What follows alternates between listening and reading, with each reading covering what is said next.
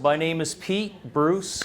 I'm with the Parc at Harbor View. Everybody probably knows where we're located, the old Winthrop Hospital. So thank you so much for coming today. If you came last month, we did a presentation on kind of a this or that. Is it age or memory loss? This is what I do. I do a lot of presentations on dementia, cognitive needs and support and whatnot. As a lot of you probably already know, we're the assisted living that's right up the street. We have a memory care wing of our community, but we have independent living, assisted living, and like I said, memory care. I have a background in education and also as a certified dementia practitioner trainer, and that's what I'm here to do today. My presentations, if you were here the last time, is pretty interactive. If you have a question you want to ask, certainly we can stop everything and we can answer it. If I don't have the answer right away, I can park it and we can have a sidebar talk about it. But typically, if you have questions, usually this particular presentation is a good informative one that basically goes over the signs and stages of dementia. A lot of folks will ask me, well, how long is it going to be, and what's the trajectory of dementia? So if I say Alzheimer's or dementia, I'm using it kind of back and forth just for convenience sake. But the difference between Alzheimer's and dementia is that dementia is an overarching kind of umbrella of a whole bunch of types. The most prevalent type of dementia is Alzheimer's, but there's over 100 different types.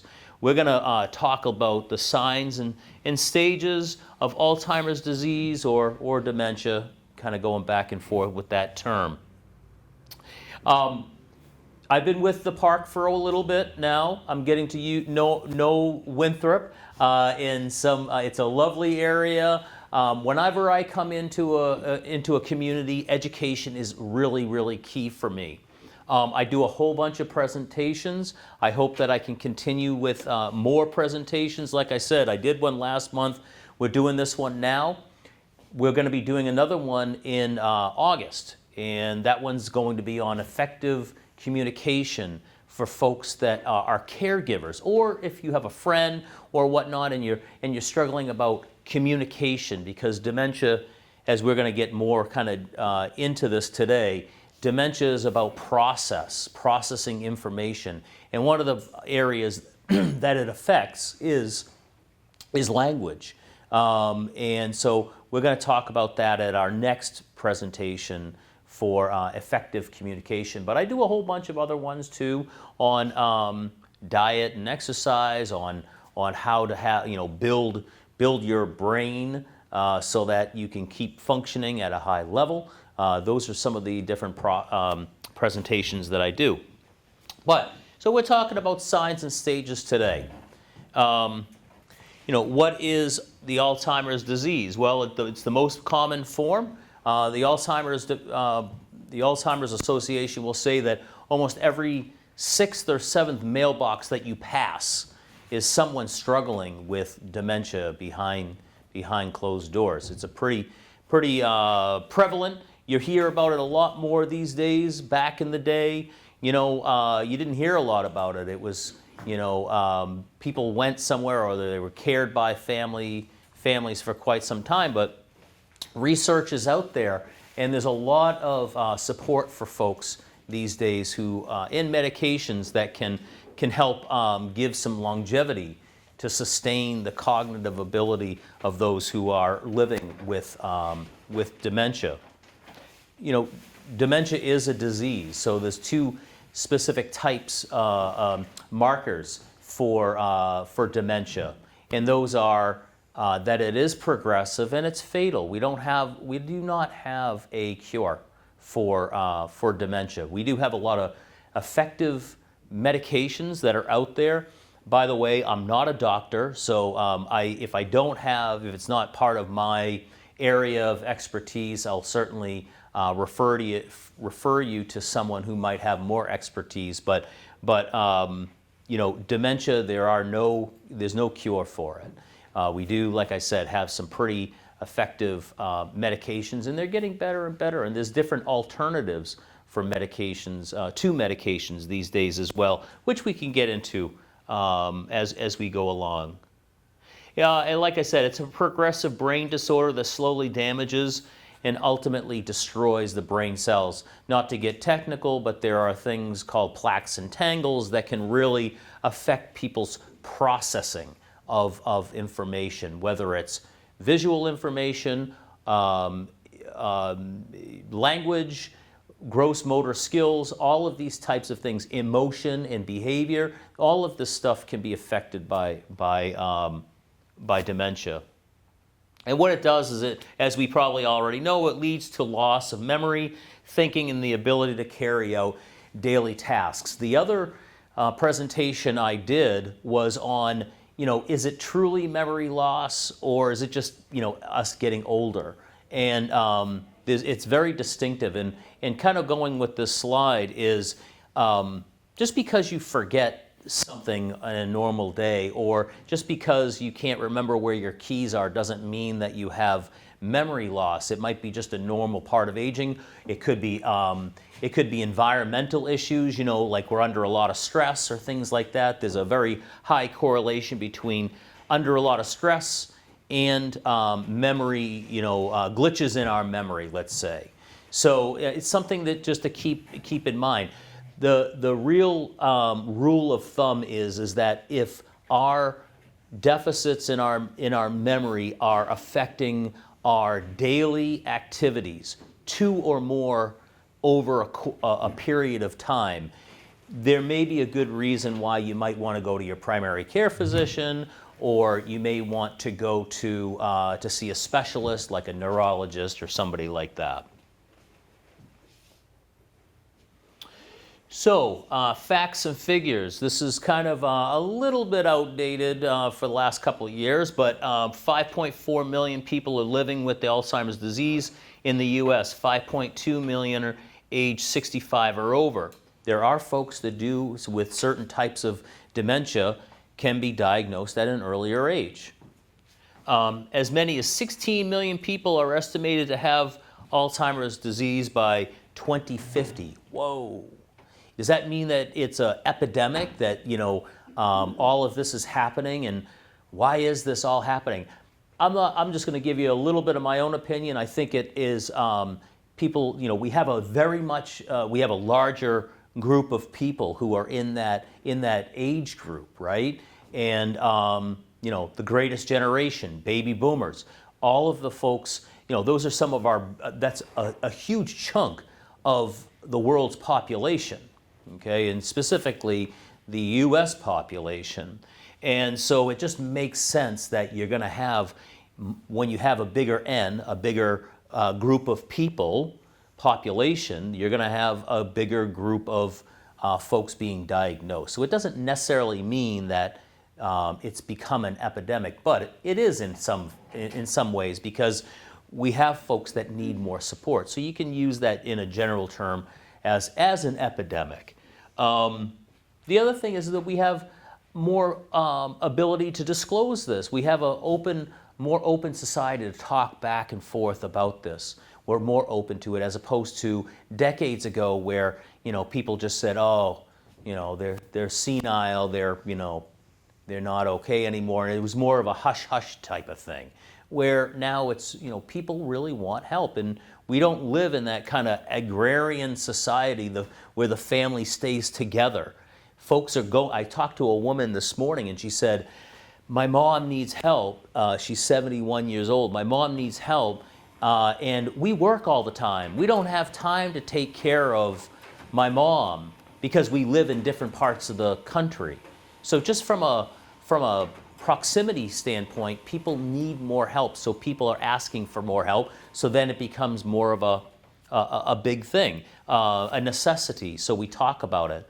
And the other thing is that we have a lot more professionals going in, neurologists and people who are trained in helping and doing research in this field.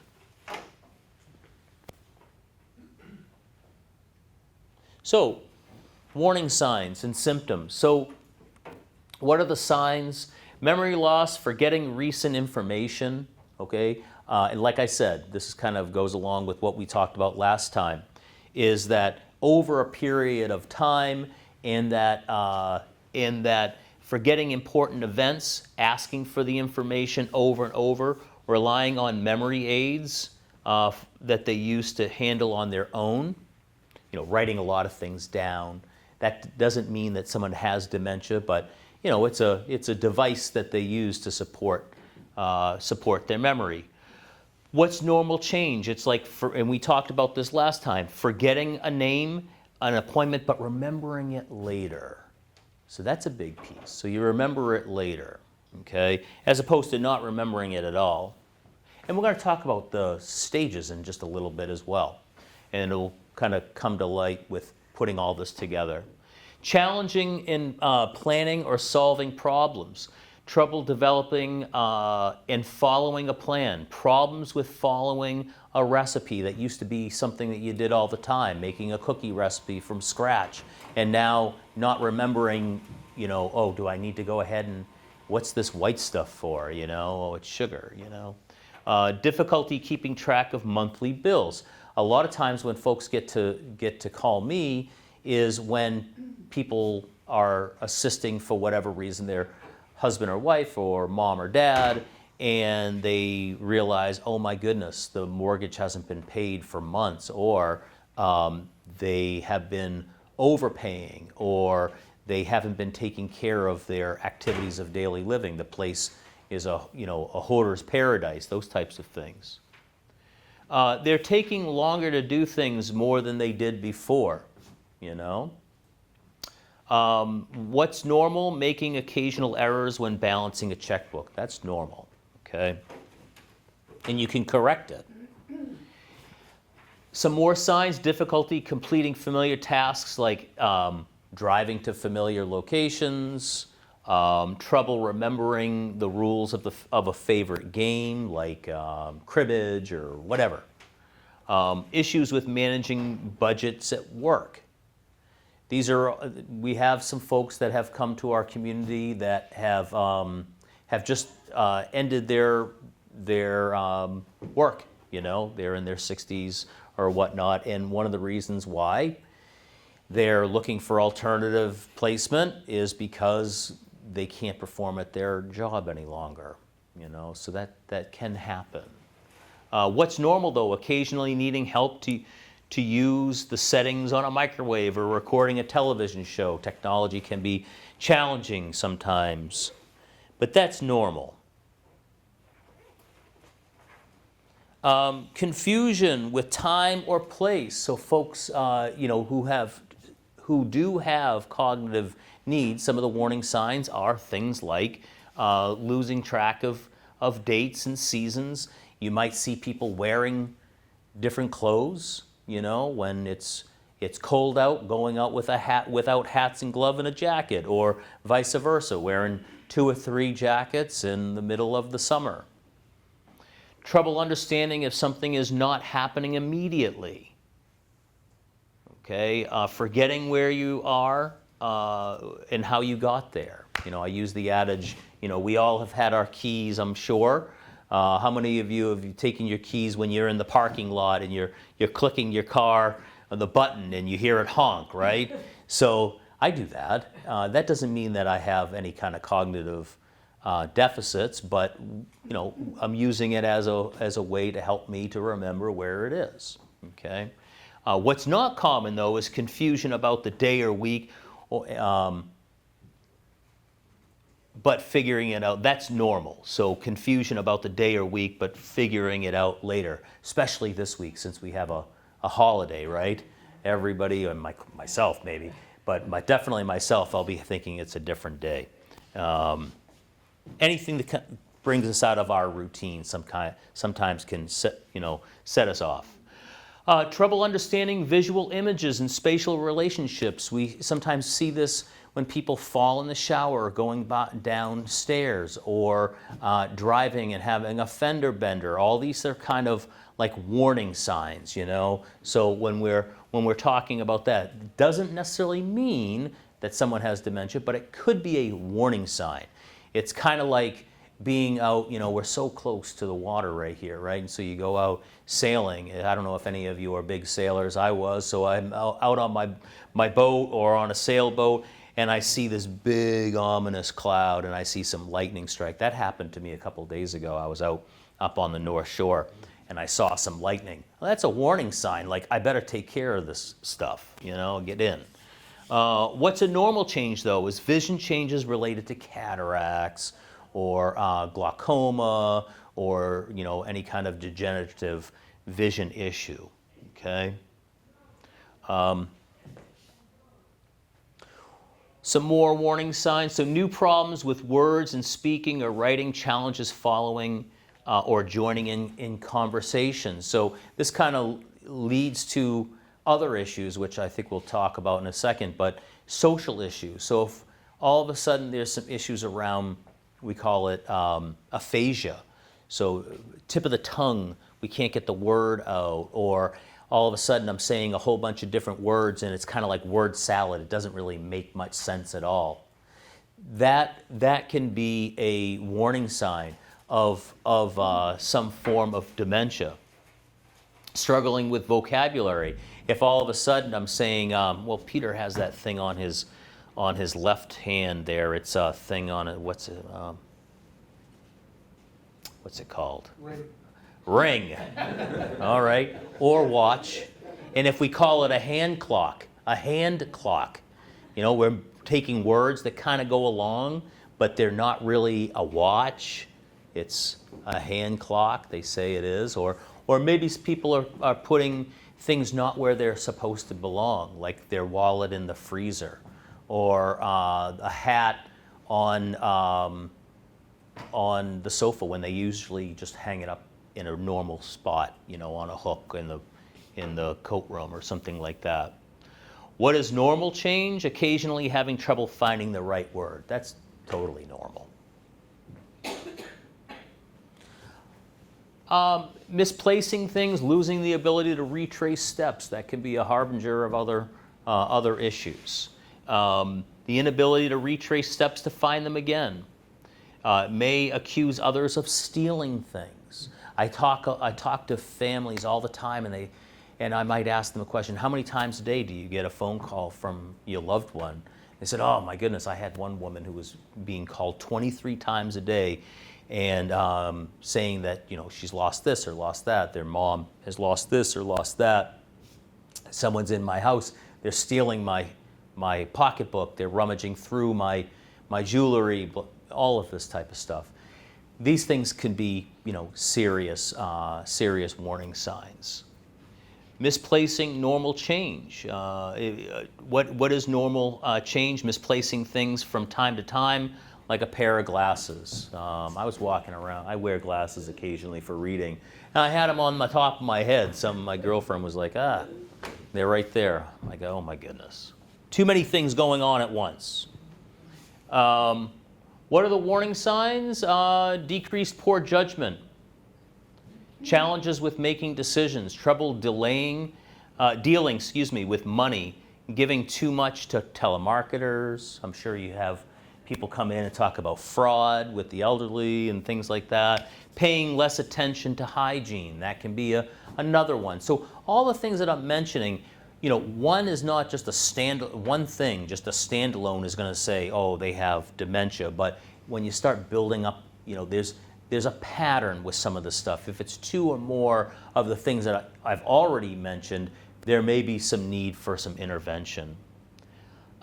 What's normal? Making a bad decision just once in a while. We all do it. We're all human.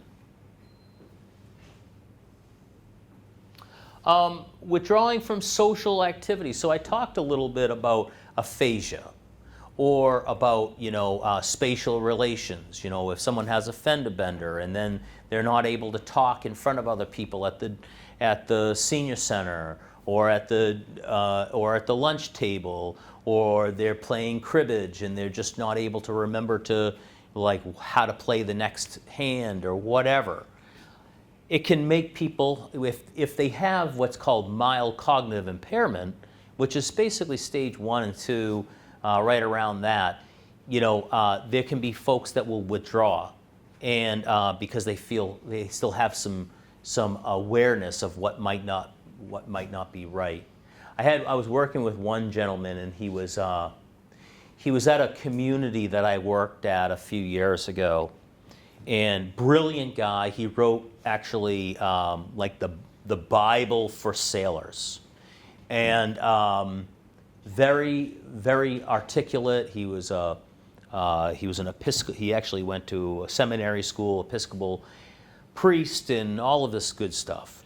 He comes up to me, and his family was concerned. He had a lot of these types of these issues that we already talked about, and he came up to me and he said, "Pete, can I tell you something? Because I'm very, very upset. I'm very distraught." I said, "Well, why? What happened?" He said, "I know I'm losing it.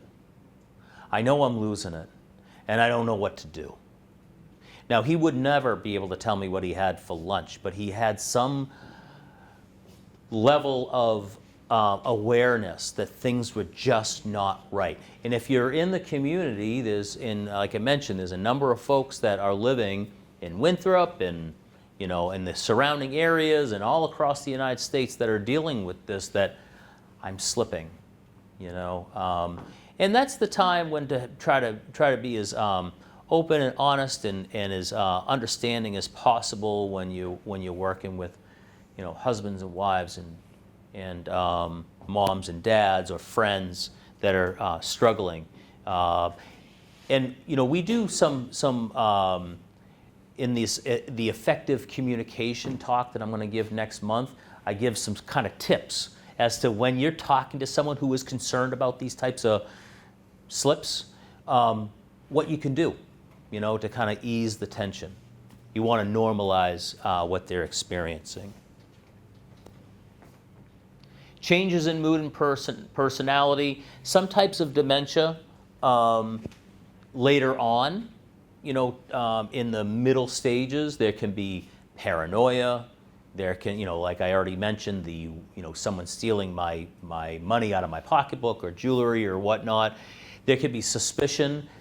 Depression and anxiety, they go hand in hand with, we know that the research says that when someone is under a great deal of stress and anxiety and depression for a very, very long time, it can, there's a statistical significance with folks who develop cognitive issues.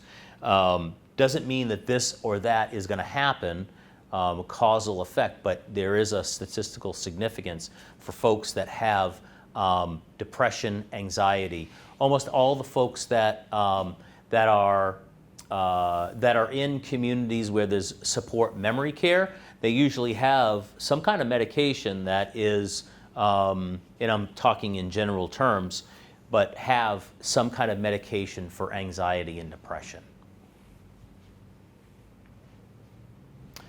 What is normal, though? Developing specific routines to become routines and becoming irritable when disrupted. Sometimes that happens to me. I'm a creature of habit. I like things a certain way, and then when things don't go the right way, I might act out, I try not to do that, but it happens. That's normal. So we're going to talk about stages. Stage 1, no impairment, So I think I mentioned this last time, is what is the number one reason why people develop dementia? The number one reason. What is it? Do they even know? Do they even know? No, they do. Well, in stage 1, they don't know. Except for there's a possibility if, and here's the answer to my original question, is if it runs in the family. Genetics.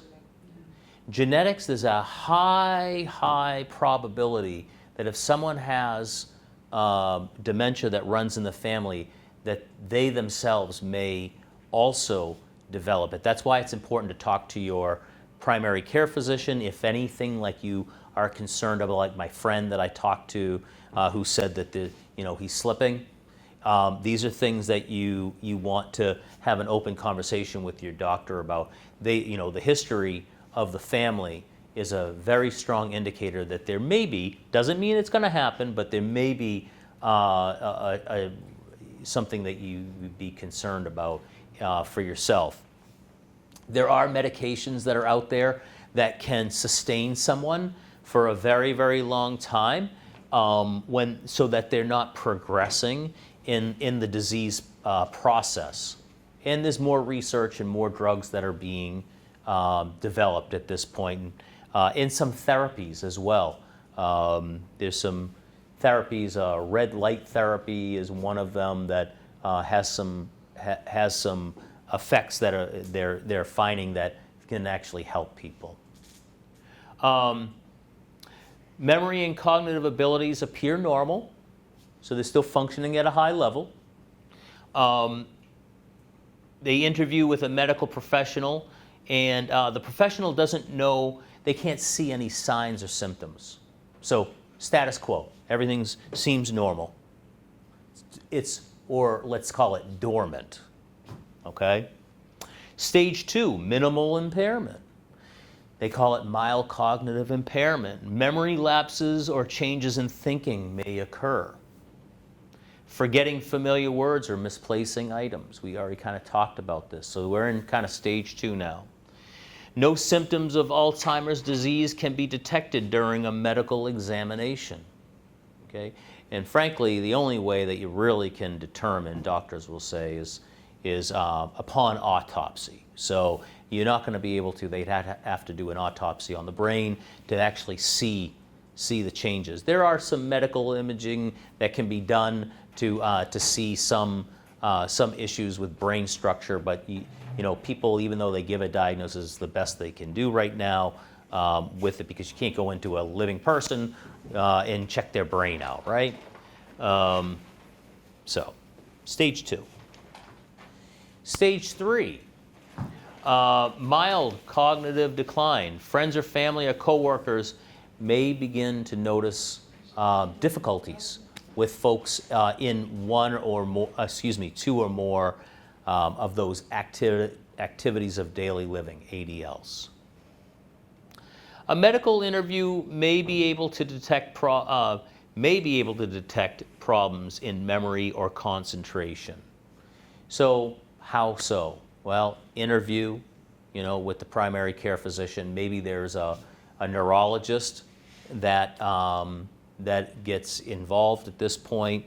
They may do some minor tests. They're called mini-mentals, where they may ask you to remember certain things. And then I think we did one last time, and I asked you to remember something, 3 words, and then later on I asked you if anybody remembered them. That's kind of like one of the many battery of questions in what's called a mini-mental exam.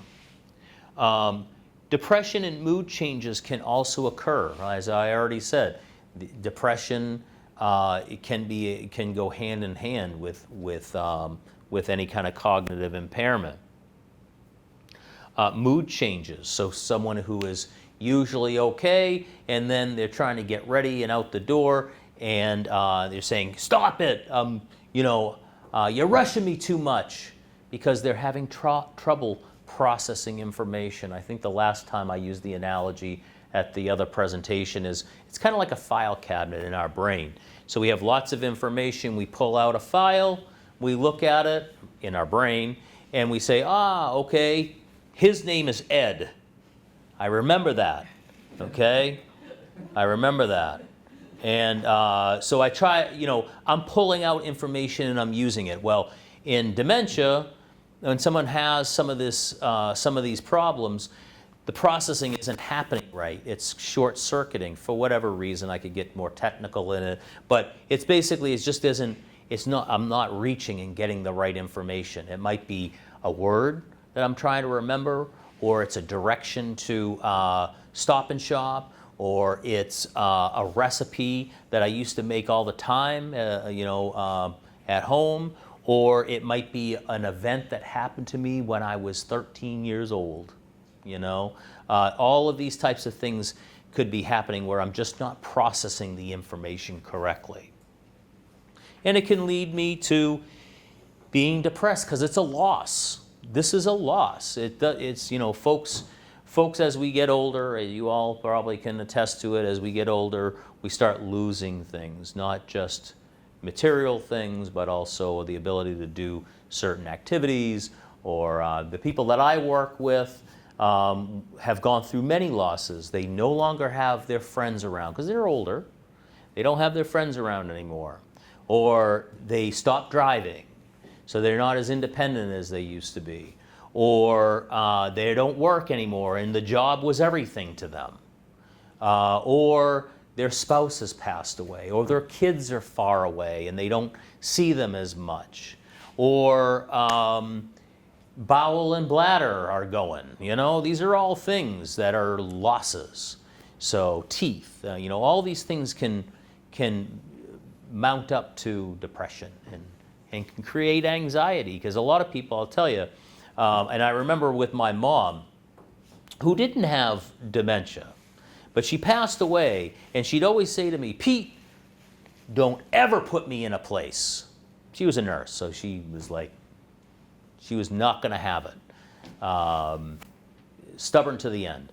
And so, you know, people make these ultimatums all the time with husbands and wives and moms and dads and whatnot, and don't do this and don't do that. So what is it going to do? It's going to create anxiety.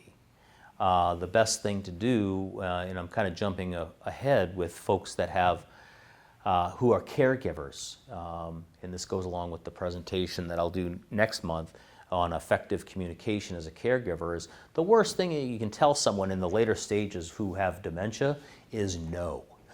You know, and even if you don't have dementia, you don't want to be told no. It doesn't matter if you're young or you're old or whatnot. You just don't want to say it. So we try to take the path of least resistance, except for if it's a life-threatening situation. So, okay. We talked about mild cognitive. No, we haven't. Stage 3, mild cognitive decline. Problem retrieving words, difficulty remembering names and introducing to new people. Noticeable greater difficulty performing tasks in a social setting.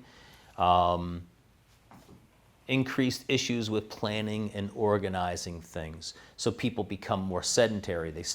Their world gets smaller and smaller and smaller. Unless they have a great support of family and friends. And what we find, at least when I'm working with families, is sometimes what can happen is there's an army of people who are just trying to keep it all together and keep that person right where they're at, so that they don't have to go somewhere else where they can get some more specialized support. And I tell people, there was this one gentleman that I worked with. He lived out in Sharon, Massachusetts. And he said, Pete, you know, your place is great. This is another place besides the park, but this place is great, but I really want to keep my wife at home. I don't want to do anything. And I just want to care for her. I took a vow. I'm going to go ahead and keep her home as much as possible. So he'd come to all kinds of support groups, and he'd come to a lot of events. He started first bringing her to some of the events at this particular place that we were at, and at some point she couldn't do it anymore. She just couldn't do it anymore. And so he was taking care of her at home, but he'd still come to the support groups, and he'd always say, Pete, I'm doing okay. He was an engineer, so he had everything figured out. He had, you know, the daily routine, he had the medication management routine, everything. The what if something does happen? I have a backup plan. Beautiful guy. He did a great job with his wife. So,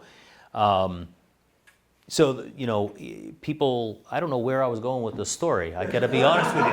I was just thinking about this guy. He was an awesome guy. The deal is that, you know, he did whatever he could do to keep her in place. And that's what a lot of families, there's my point. A lot of people will go ahead and try to just keep it status quo. But at the risk of their own health and their own happiness. So trying to find that right balance is really, really important. And the ending of that story with this gentleman is that she passed away at home. And that's exactly what he wanted. And I was so happy for him. And to this day, and this was years ago, to this day, every so often we'll reconnect and talk. And he's having a really wonderful life with his children and grandchildren and all of that. And but the one thing he was able to do is to support his wife through end of life in the process. But not everybody is able to do that. And the amount of energy and support, it's an incredible thing. When someone gets to a point where it's later stages, it can be really taxing. And if you don't have the support system, it can be hard. Stage 4, moderate cognitive decline. At this point, there can be an accurate diagnosis of Alzheimer's disease as much as it can be. There are certain markers that dictate that someone has Alzheimer's. There are a whole bunch of different types of dementias. Alzheimer's is one of these ones that has a decline that can be very, very slow over a long period of time. I know people who have maintained 10 years at the same kind of stage 4 moderate level, for quite some time. And then there's other dementias where, like for example, frontal temporal lobe, which can be kind of like this, and then it can have a sharp decline, and then a little bit more, and then another sharp decline. And that can be really hard. Lewy bodies is kind of like that too, where there's different trajectories for various types of dementia. But at any rate, stage 4, medical interview should be able to detect a clear-cut difficulties in several areas. That's the key, several areas. May withdraw from social situations, become defensive, or deny that there's a problem. So it kind of kicks in that fight or flight response. The fight is that, I don't have a problem. And then there's the flight, which is I'm going to avoid you like the plague. I'm going to be more reclusive. And then that just becomes even worse because we know from research, medication is one thing. It's not the cure-all, but we do know that there's a statistical significance when folks actually are around other people and doing things. Even when they have deficits, it can still support them. And in some ways, I don't want to say be miracles, but it really does help to normalize folks. Reduce the anxiety. If people are all on the same page, reduce the anxiety so that people can function better. And when we know that the anxiety has been reduced because they're in the right environment, supportive environment, they actually can flourish, people who are living with the disease. Continue of stage 4. Difficulties at this stage include all of these things: forgetful of recent events, conversations with even personal history. Sometimes the personal history can get all kind of jumbled up into a whole bunch of different stories. But they still know their family and themselves, who they are. Issues with handling finances due to mathematical challenges. That's actually one of the questions in the mini mental exam, and some other battery tests as well, is math equations. Greater difficulty performing sequential tasks, so doing step A, then B, then C, then D. These are things that can be very difficult for folks, and that's at this point. That's when families might hire someone privately to be in the home and keep them supported, or they will take turns doing a whole bunch of different things to support. Stage 5, a moderately severe cognitive decline. The decline is more severe. Gaps in memory and thinking are very noticeable. The repetitiveness of language, When are we going? When are we going? When are we going? When are we going? Time and space. I need to go see my dad. She's 93 years old. I need to go see my dad. He's getting out of work soon. I need to go meet him. You know, these types of things. Require assistance with daily activities such as choosing proper clothing, for the season, occasionally supervising during mealtime. Sometimes the physical becomes a big issue, not only you know, walking and whatnot, but also swallowing starts to be an issue too. Folks can have difficulty with all kinds of personal hygiene issues and personal care.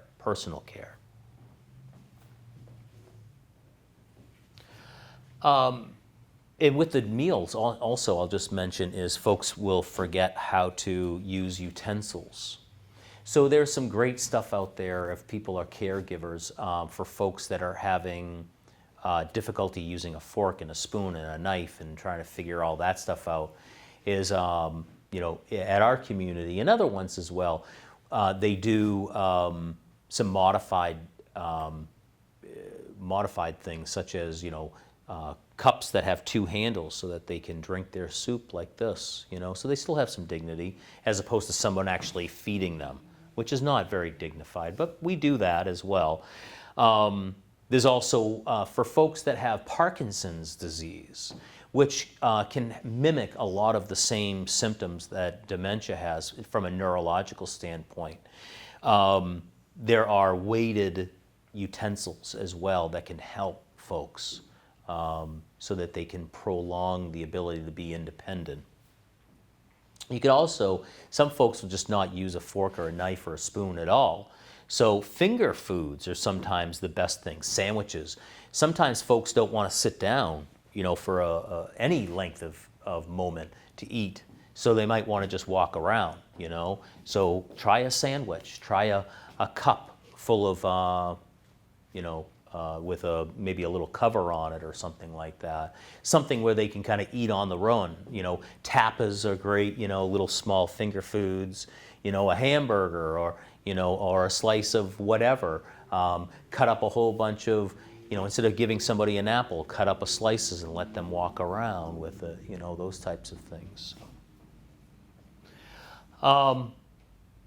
So we talked about moderate, severe cognitive decline, inability to recall details about their recent personal history. So not remembering what they had for lunch, but yet they'll remember what their telephone number was from 1978, you know? So this really does have a lot to do with short-term memory. Long-term memory is usually pretty well intact at, you know, in the first few stages. Once you get to the fifth stage, even some of those things kind of get a little dicey.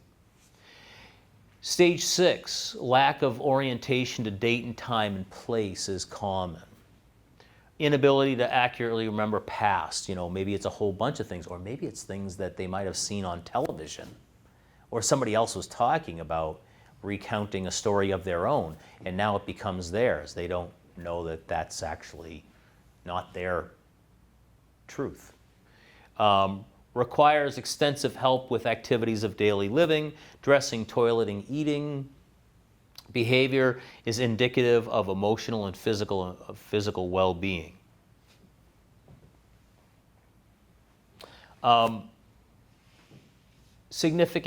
More significant character traits is significant personality changes and behavior changes. So get to a point where there's just a lot more resistance, a lot more compulsive and delusional behaviors, ability to distinguish familiar or unfamiliar faces, but ability to distinguish familiar and unfamiliar faces, but difficulty remembering names of close family members and caregivers. Sometimes what happens is that a husband might come in and say, my wife thinks I'm her brother, or my wife thinks I'm her father. And that can be really hard, very, very hard. There can be a lot of major state changes in sleep patterns. Another significant thing that you can do for care for yourself is to get enough sleep. I have another whole presentation on healthy lifestyle and how that can actually help to thwart any kind of cognitive issues. If you're slanted in that direction, you have a cognitive, you have a concern about your cognition. I can tell you a few things about how nutrition and diet and exercise and just lifestyle can make a big difference. Okay, so stage 7, this is basically towards the end. Final stages of Alzheimer's disease, inability to carry on conversations. Usually folks are on hospice at this point. Loss of control over movement, responds to environmental stimulation.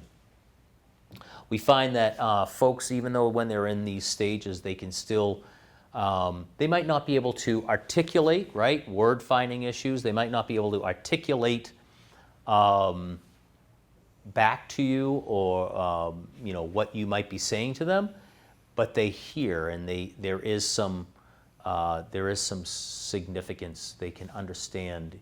They can understand two things in particular they found in research. Touch and music work great with folks that have later stages dementia. And you talk to hospice and palliative care groups, and they use that extensively. It's so important. Human touch and also music, it can reach people like no other.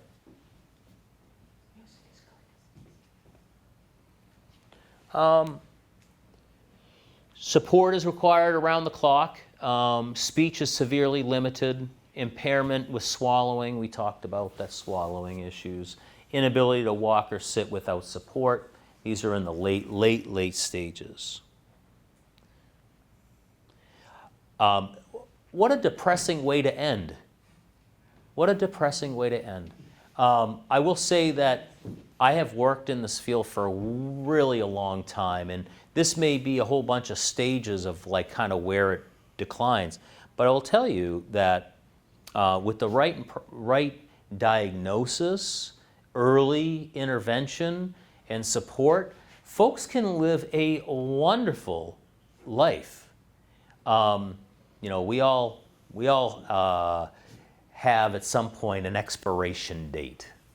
But at the same time, folks who are living with any kind of disease, there are supports that can be done. And I have a group of folks that I work with up at the Parc that have a wonderful life. We did just recently. We had a event up there. It was a block party with a whole bunch of people from around our block, apartments and houses, and it was a great time. Some of you actually in this room were at that, but we have a great time. And some of our folks from our memory care unit came down, and they were laughing and joking, and just those are the things that we can do. We still can just have a good time, and but getting the right support is a key. So I'm willing to open it up for any kind of question. If I don't know the answer, I'll get you the answer. So anybody have any questions? Yeah. I do. If someone is diagnosed with a dementia and placed in the wrong setting, for instance, in a nursing home setting versus a memory care setting, does that help, not help, but does that count toward the demise of that person or the disease? Yeah. I've had some people, what's your name again? Mary. Mary. So Mary asked the question, it's a good question, like nursing home versus memory care, or nursing home rather keep someone in their own home, right? If the money is there, right? I'm not going to get into too much money, but you know how much nursing homes can be for long term. It could be $15,000, $25,000. Why is it so expensive? Well, because I could get into a lot of reasons on that. Home care is expensive too. If you think about, home care agencies, charge a minimum of, let's say, $30, $25, $30 an hour. So you have around the clock. You do the math yourself. It's a lot. And us, memory care, or we have, a monthly rate. We're all private pay. We do have a program called PACE that can pay half of that, you know. But to your question, if someone is in a nursing home, so that's a medical model. What are they mostly concerned about? Keeping someone alive. The secondary thing, which is the social, you know, the activities, all of that kind of thing that goes along, that's not their primary thing. In a memory care community, it's a social model. There's hundreds, there's thousands of them in America, memory cares, memory care assisted livings, like the Parc, and social model. So it's about getting people, as I already mentioned, being social, having people around you, making sure that these activities of daily living are taken care of. That there's a human touch, human element to all of this. Social model. We also have nurses, VNA, podiatry, and all this. We have all of that, but that's what we're all about. So when you talk about the quality of life, memory care assisted livings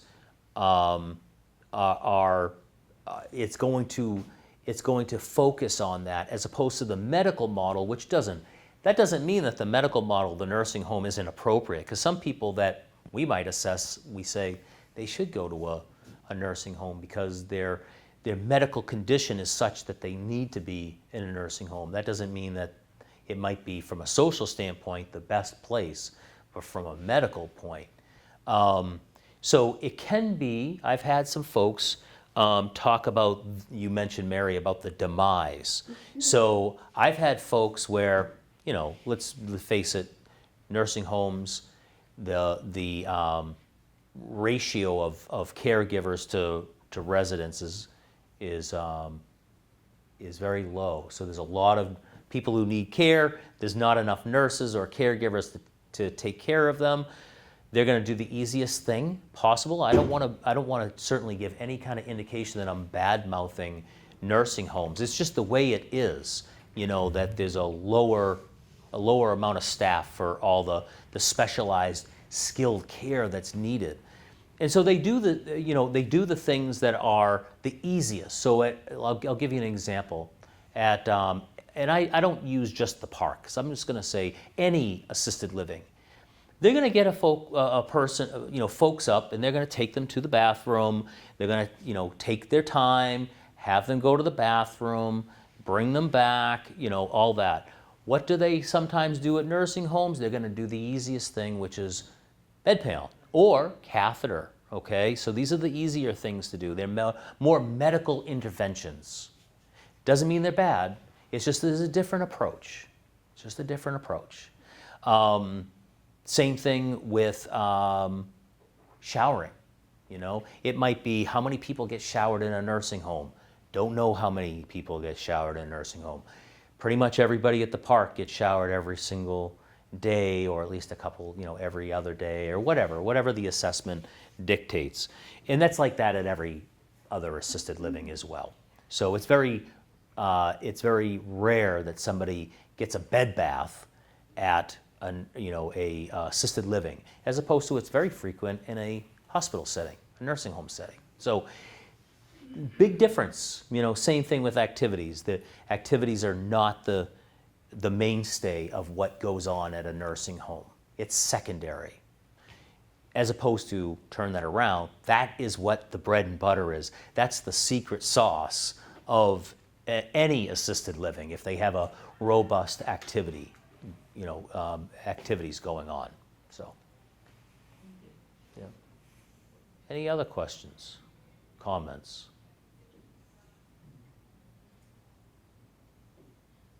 I guess I do have one more. Sure. Timing with people. Do they eventually mix up day and night? Yeah, so that can happen. Time of day can be a big issue. There's also a time, there's sometimes behaviors can be more prevalent during the afternoon, evening hours. It's called sundowning. But frankly, sundowning can happen at any time of day. But some people do can get mixed up with time of day, especially if they're sedentary or alone for a very long period of time. If they're in their own home and nobody's checking on them, one day can just go into another day.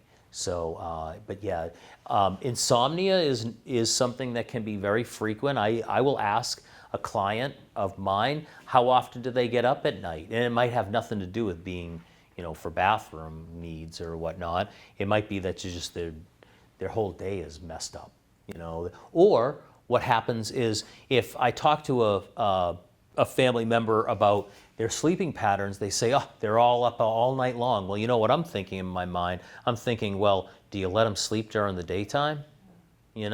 Keep them active during the daytime, and that will help them to sleep at night. Maybe do that, and with maybe something at night from a medication, maybe a PRN, that does happen. I'm not a big advocate for medications, but medications are kind of like one of the tools in the toolbox type of thing. So, yeah, it does happen, Mary. I do have a third one. At what point might people start wandering? There was that case in Plymouth last week where the man left the hospital. Yeah. At what stage do people start wandering? Yeah, wandering, first of all, they have to be mobile in order to wander, right? So it all depends on the type of, it's all individual. All of the stages that I put up here are just general stages. Some people can have not every stage and not every characterization, of what goes on. But some people do have wandering, issues. Just to give you an example, I might have, 3 people out of all of my residents at one of my buildings that I was at, which had 72 residents. 3 of them wandered. So not everybody wanders when they get to a particular cognitive decline.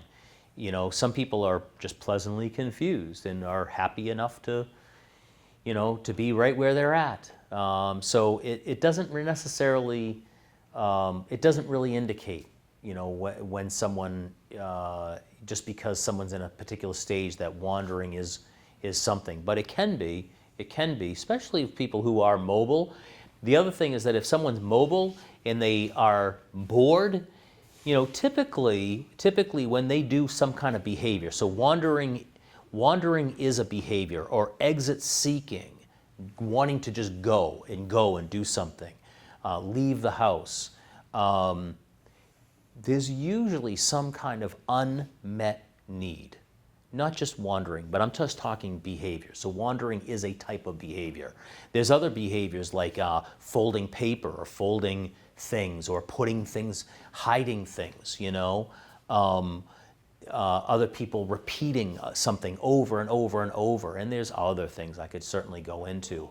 But it's usually these behaviors, it's because of some unmet need. Hungry, angry, lonely, tired, they might have a pain. They, it could be anxiety about something. So, as us as caregivers, at our community, we're always trying to figure out, well, what's the unmet need? What is it that's causing them to do the thing that's actually is not good for them? So, that's one thing to think about, is if someone's wandering, there's an unmet need. The gentleman that I was telling you about earlier, the sailor who wrote the book and all that, he was a wanderer. He was leaving his house all the time, and his sons were coming over all the time, and they're like, we don't know what to do with him. We have to watch him 24 hours a day. Well, when he moved into the community that I was at, we kept him busy with doing lots of things, and he was a social guy, so keeping him social too. Did he wander? No, he didn't wander at all, because there was a need that was being met. So these are all things to kind of think about. They can be extinguished. Thank you. Yeah, you're welcome, Mary. Yeah. Well, if you don't have any other questions, I'll be around for a little bit. And it's great to see you all again, and I hope you have a great day.